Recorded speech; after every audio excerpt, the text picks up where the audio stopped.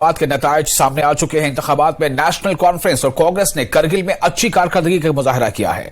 दोनों जमातों के रहनुमाओं ने हिमायत करने पर करगिल के वोटरों का शुक्रिया अदा किया। जम्मू कश्मीर नेशनल कॉन्फ्रेंस के जम्मू सूबाई सदर और जम्मू कश्मीर प्रदेश कांग्रेस के चीफ तर्जुमान रविंद्र शर्मा ने इसे इंडिया ब्लॉक के तहत अपोजिशन महाज की जीत करार दिया है। उनका कहना है कि करगिल में जीत से अपोजिशन पार्टियों के कारकुनों के हौसले मजीद बुलंद हो गए हैं। उन्होंने बीजेपी को निशाना बनाते हुए कहा कि करगिल इंतखाबात ने यह साबित कर दिया है कि बीजेपी मुस्तकबिल में जम्मू कश्मीर में कोई इलेक्शन नहीं जीतने वाली। देखिए, इसका मेन क्रेडिट जो है वो हम देते हैं लोगों को। वहां के लोगों ने जिन मुसीबतों का सामना किया है वो आपके सामने है। आज ये जो सरकार जो चल रही है, लोगों में परेशानी है, अनएम्प्लॉयमेंट है, ये दूसरा है।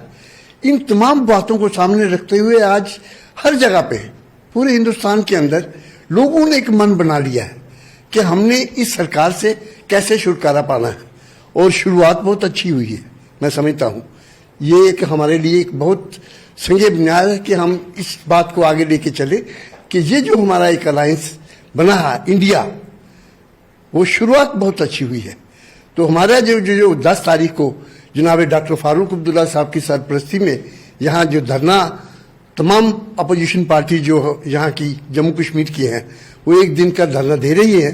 और मैं समझता हूँ कि ये जो सरकार है, इनके कान और आंखें खुल जानी चाहिए कि लोग कितनी मुसीबतों में हैं, और जिस डेमोक्रेसी की जो वो दुआई दे रहे हैं, उस डेमोक्रेसी को बहाल करने के लिए ये हम स्ट्रगल शुरू कर रहे हैं।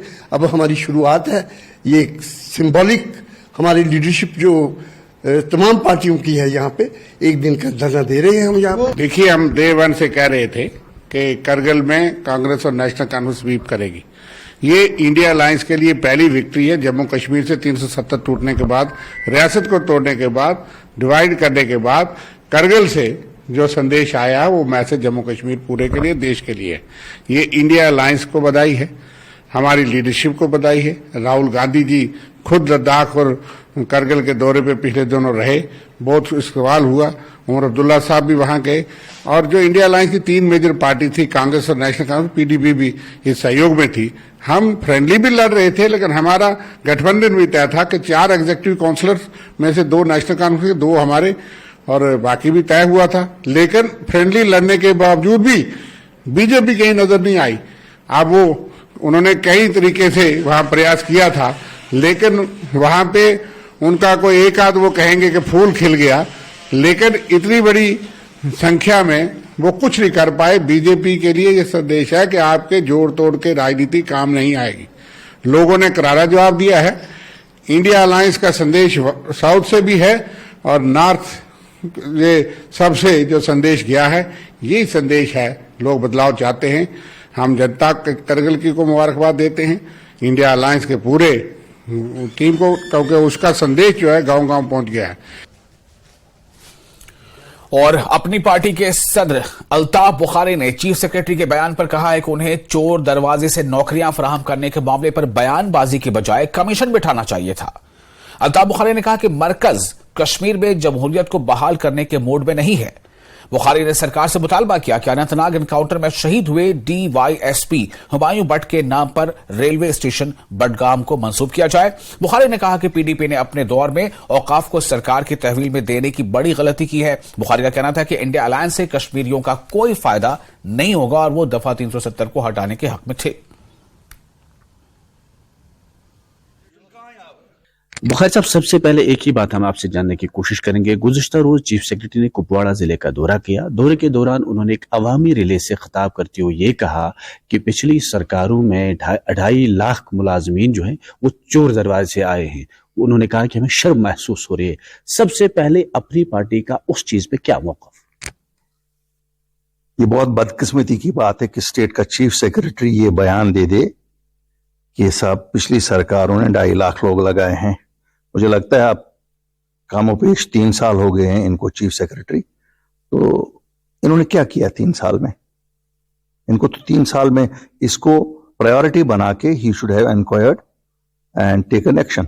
तो मैं तो इसकी नाकामी मानता हूं कि ये चीफ सेक्रेटरी साहब की नाकामी है, अगर ये सच है जो ये कहते हैं, क्योंकि तनख्वाह ये पहले फाइनेंस सेक्रेटरी थे, ये कैसे रिलीज करते थे फिर तनख्वाह, और मुख्तलिफ ओहदों पे रहे। तो ये सियासी लीडरों के बयान तो ठीक है, लेकिन एक चीफ सेक्रेटरी ऐसा बयान दे दे तो मुझे लगता है कि इस पे फिर गवर्नमेंट को एक कमीशन बनाना चाहिए और ताकि सच सामने आ जाए। एलजी साहब ने एक और बयान जारी कर दिया गुज़िश्ता दिनों। उन्होंने कहा कि अगर खुफिया सर्वे की जाए तो जम्मू कश्मीर में 80% लोग इलेक्शन नहीं बल्कि यही सरकार चाहते हैं। अपनी पार्टी क्या करेगी? एलजी साहब शायद इस लिहाज से सही हैं कि उनको लगता है कि उनके लिए उनकी रियासत में जहां के वो है जगह नहीं है, तो इसलिए उनको लगता है कि उनके लिए ये फुल टाइम जॉब है। अगर उस लिहाज से वो देखें तो फिर सही है, लेकिन अगर इस लिहाज से देखें कि जमहूरियत इस मुल्क की बुनियाद है और इस मुल्क में जमहूरियत के बिना कोई चीज नहीं चल सकती है। अगर ऑटोक्रेसी की ही जरूरत होती तो फिर कश्मीरियों के पास 1947 में ऑप्शंस थे। बुखारी साहब, इलेक्शन जो है, फिलहाल इलेक्शन लग रहा है कि नहीं हो पाएगा, पार्लियामेंट इलेक्शन है, क्या अपनी पार्टी अलहदा तौर इलेक्शन लड़ेगी या चिमिगोइयां जो हो रहे हैं कि इलेक्शन में जो है अपनी पार्टी किसी की मदद करने जा रही?